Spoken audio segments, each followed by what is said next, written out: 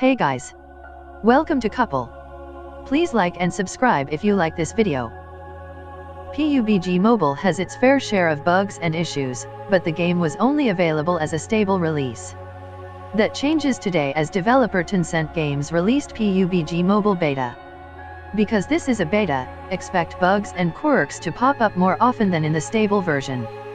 For example, I noticed a few areas in the menus that remain untranslated, encountered some weird animations when walking down the stairs, and saw more pop-in than usual.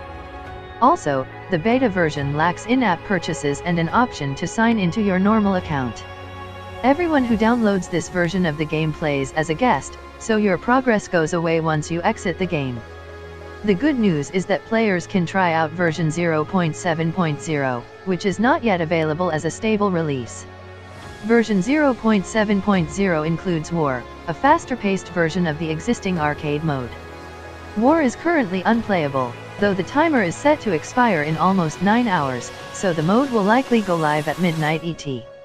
Version 0.7.0 also includes the SLR sniper rifle and portable closet, which lets players change clothes during a match.